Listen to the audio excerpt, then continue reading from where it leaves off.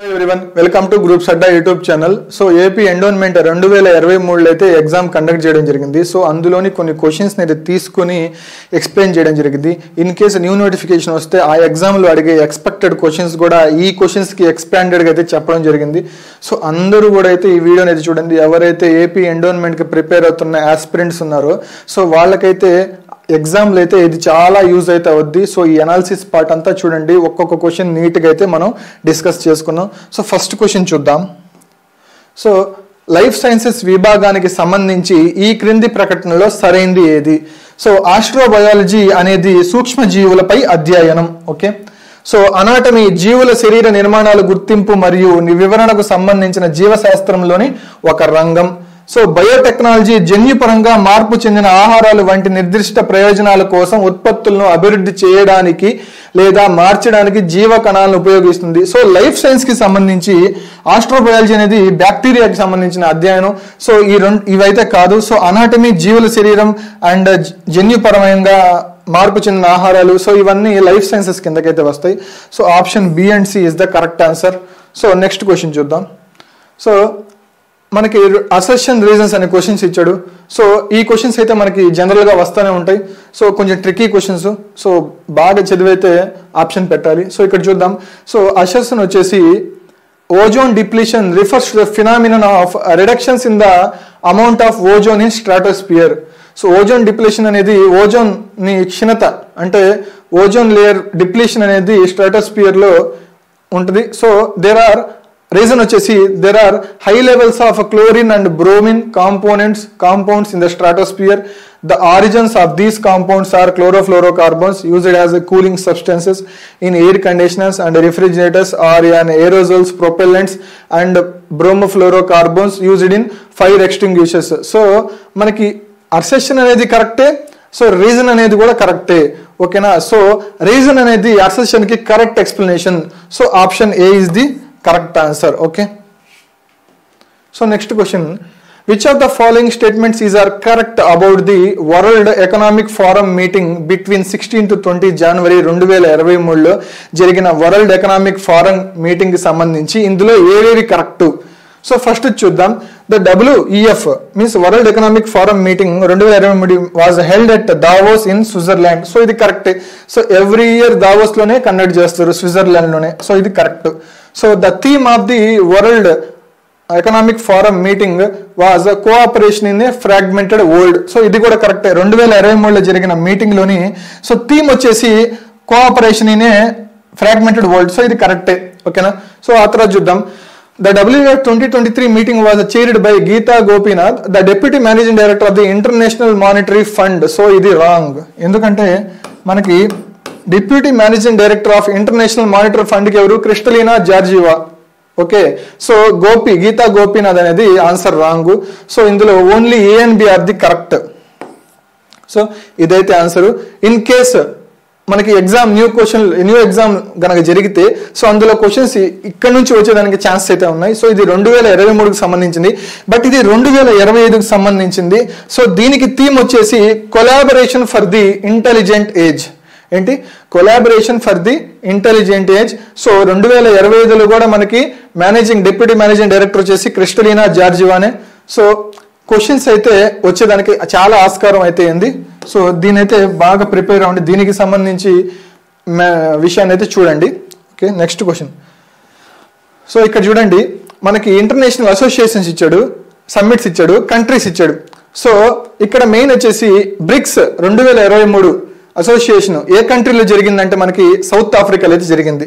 So G20 presidency మనకి ఎక్కడ జరిగిందంటే ఇండియాలో అయితే జరిగింది. సో ఇది 2023కి సంబంధించిన క్వశ్చన్ అండి ఇది.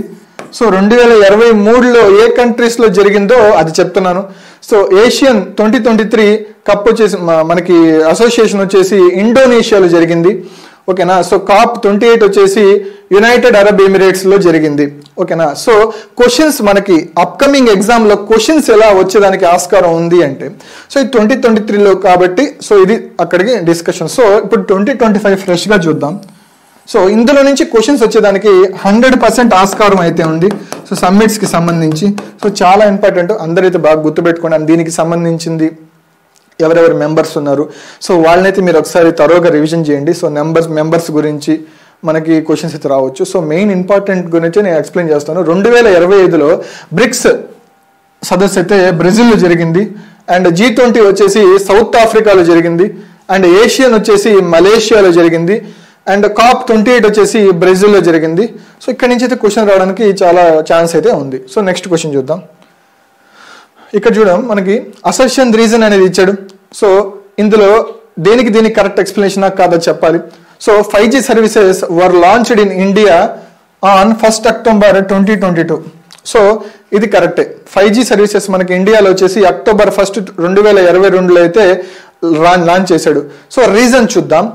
Keeping in view India's specific requirements. So భారతదేశం యొక్క నిర్దిష్ట అవసరాలని దృష్టిలో ఉంచుకొని మరియు 5G విస్తరణలో ముందంజు వేయడానికి టెలికమ్యూనికేషన్ డిపార్ట్మెంట్ 5 ప్రదేశాల స్వదేశీ 5G టెస్ట్ బెడ్ ని ఏర్పాటు చేయడానికి బహుళ సంస్కార ప్రాజెక్టు కోసం ఆర్థికను మంజూరు చేసింది. సో ఇది కరెక్టే.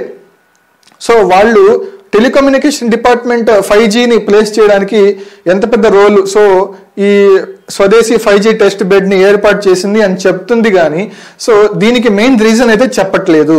ఓకేనా.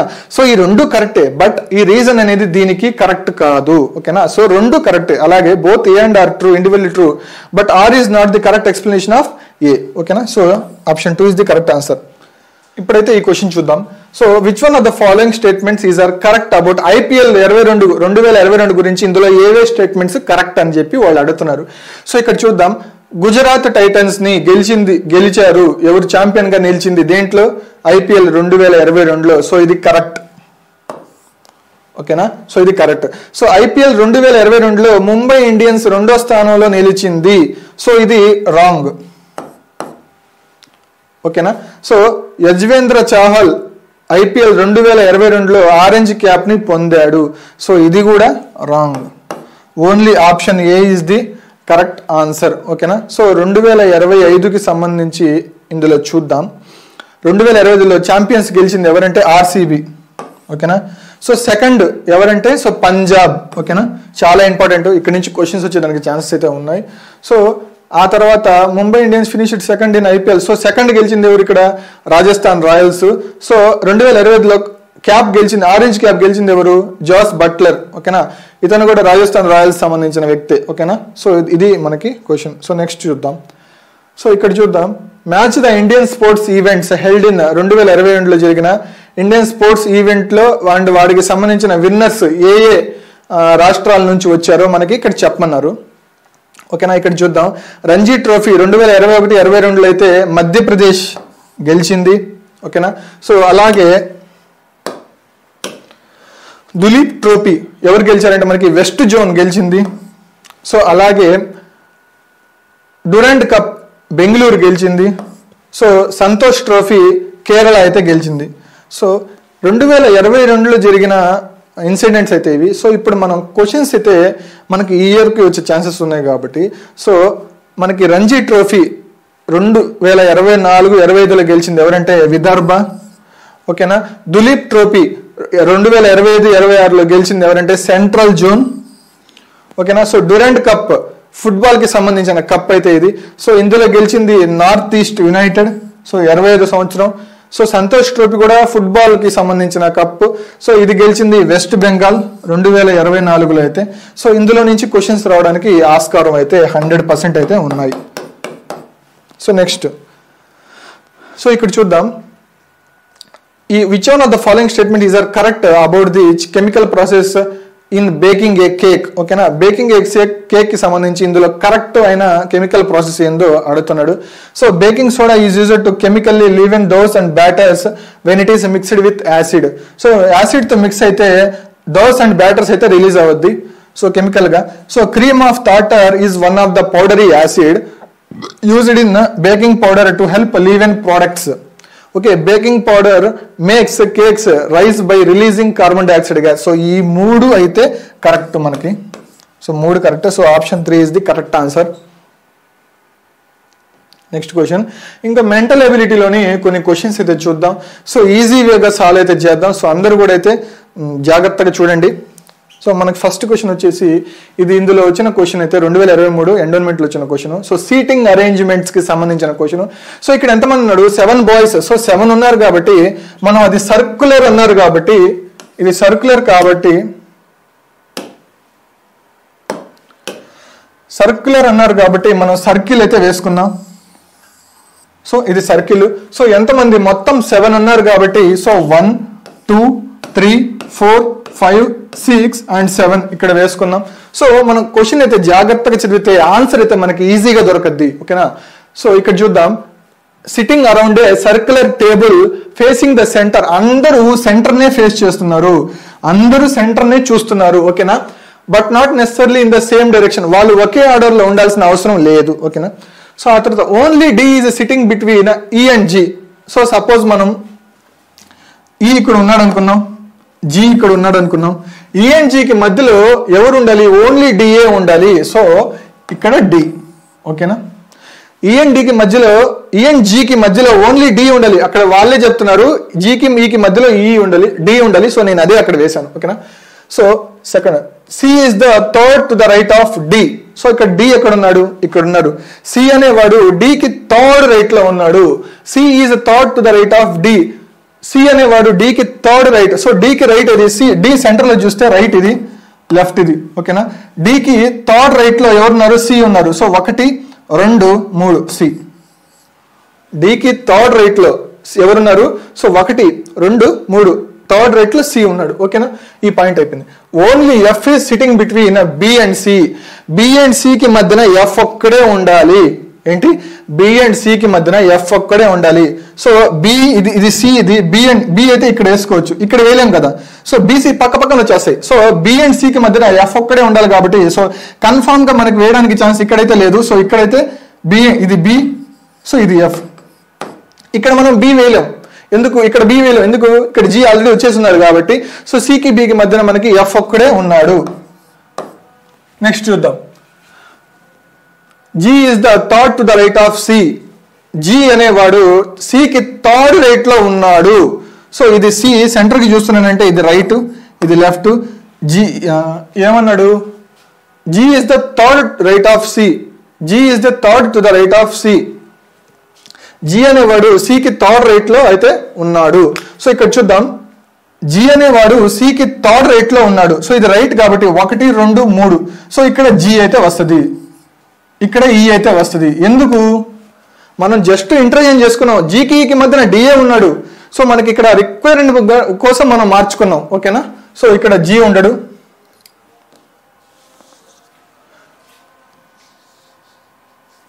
సో ఇక్కడ జీ ఉంటాడు. సో ఇక్కడ ఎవరుంటారు? ఈ. ఓకేనా. సో ఇది అయితే ఇంకా మనకి మిగిలింది ఏంది?